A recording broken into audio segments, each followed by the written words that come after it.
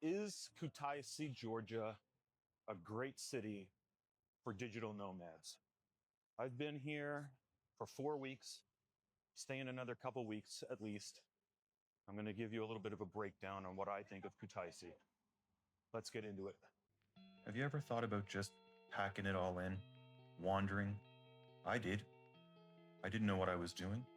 I gave up everything. The cost of living in Canada is just too much. So I sold everything, and now I'm hitting the road. I've been on the road now for 6 months. Thailand, Vietnam, Turkey, Georgia. It's amazing. I talk about how to do it. I live long-term in places. I'm figuring it out as I go. It's not always pretty. It's real, and it's a little bit messy. Hit subscribe for more. Okay, if you like picturesque, historic cities, Kutaisi is a great place for you.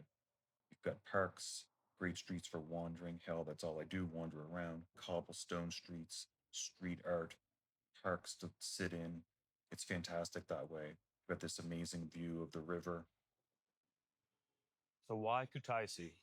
Well, I was in Tbilisi for 4 weeks and I loved it there. It's incredible.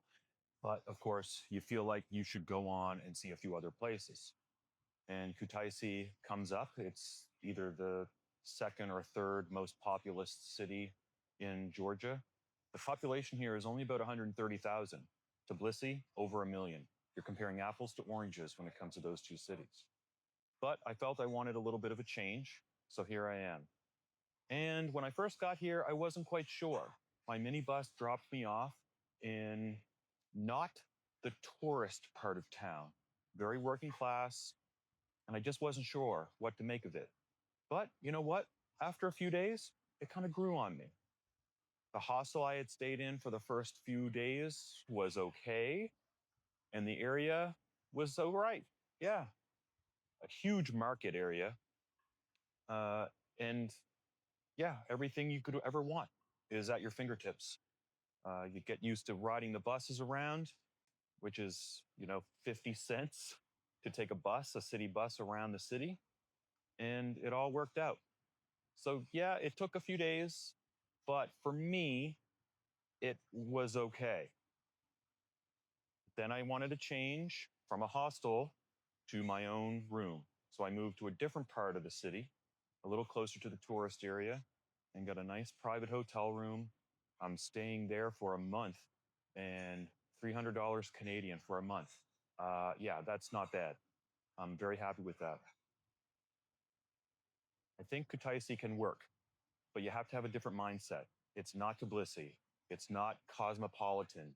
It's beautiful. The downtown tourist core is amazing. You're going to love that. You get to walk around, cobblestone streets, churches everywhere, cafes, coffee shops. No problem. Now's as good a time as any to maybe ask you to hit the like and subscribe button so you don't miss anything, the notification bell. I'm just going to walk and talk for a couple seconds here on the cost of living. Rent. Stay in a hostel for a bit. $10 a night for a dorm, $20 and up for a private room in a hostel. You want to stay long term, you can find something, maybe an Airbnb. You're going to pay a premium for that. If you want to stay really long term, you can rent an apartment, but you got to commit to a little bit more of a longer term stay. And then you're maybe going to have to pay utilities for that. Sometimes you can get them included. It just depends. Utilities aren't that much, $30, $40 a month for all your utilities. Pretty reasonable. All right, what about food costs? Well, little grocery stores are everywhere. Right here on this corner, there's one. Here on next door is another one. And around the corner is probably another one. Little convenience stores are everywhere. There's supermarkets to buy stuff. There's prepared meals in some of these places for very little money. You can go to big supermarkets and buy groceries and make your own food if you have access to a kitchen. I do not eat in tourist restaurants. It's just something that is off the table for me. I just refuse to do it for some reason. Unless I was maybe with a friend, then sure, we might go and do that. And you're going to get a meal in a tourist restaurant for not very much money, 10, 12, maybe $15 USD for probably a nice meal with a glass of wine. It wouldn't surprise me. So, yeah, food costs next to nothing really in the broader scheme of things. I eat a lot and I probably don't spend $15 a day on food. What about SIM card? Easy. Just go into a service provider, MagTi or MagT, I don't know how to say it, MAGTI is the main one. Great coverage, 5G coverage, and unlimited data for my phone for a month was 35 Georgian lari, which is, and that included a charge for the actual SIM card itself. Um, so that's $17 Canadian, 14 USD or so for unlimited. And then when I go to renew that at the end of the month or when my 30 days is up, it'll be less because, of course, I don't have to pay for the card again. Internet, if you have to pay for internet, I think I've read that for a month is maybe $20. So very reasonable. You shouldn't have to worry about that. And again, I've read that there's good coverage at the hostels and the hotel that I'm staying at. I've had good coverage. Um, I don't know the speed. I'll have to check that and put it on the screen um, when I do a speed test. But I've never had a problem.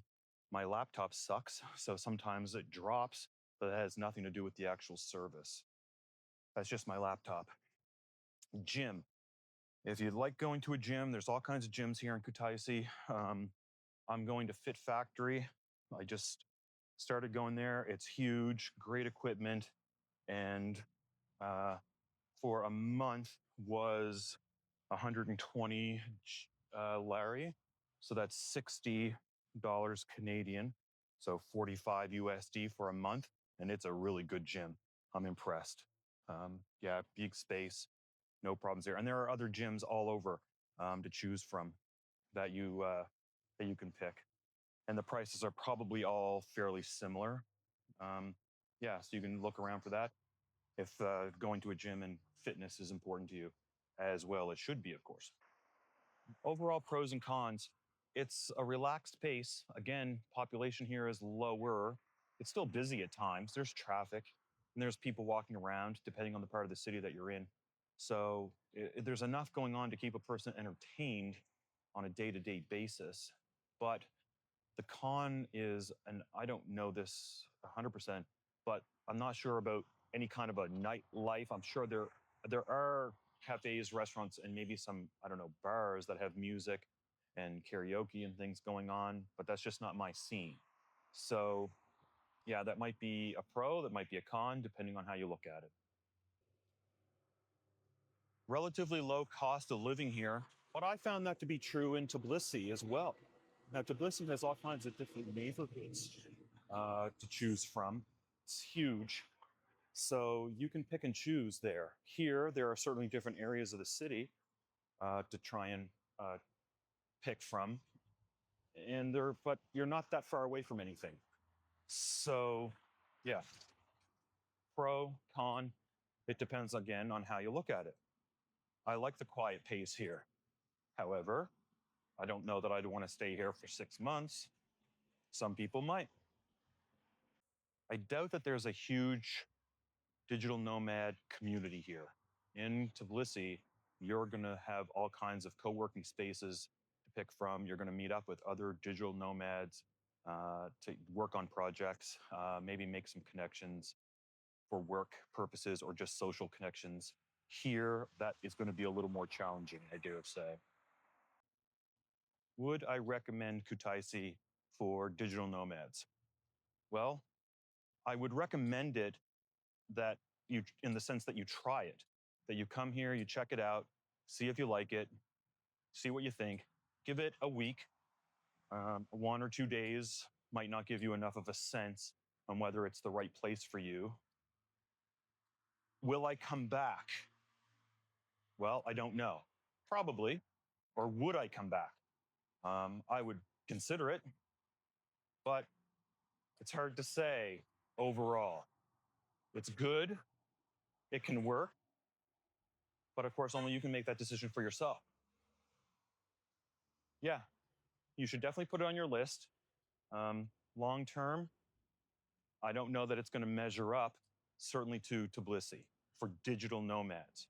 For a traveler who is just looking for a place that's a little quieter to land and have a slower pace, to get away from the craziness of Tbilisi, which again, I love. Yeah, it might work a little bit better for those people looking for a little bit of a long term stay option. So, yeah, Kutaisi, you should definitely put it on your list. Check it out. It's a really good spot. All right. Don't forget to hit the like button and subscribe. Let me know what you think in the comments. Thanks. See you on the next one. One of the things to mention about Kutaisi is that it is hot. It's now mid July here, and it's well over 30 degrees, and the humidity is somewhat high, higher than Tbilisi. So you need air conditioning. Wow. At least for a little bit of relief from the heat, because it makes it challenging to go out and do a whole lot during the day. Just a word to the wise.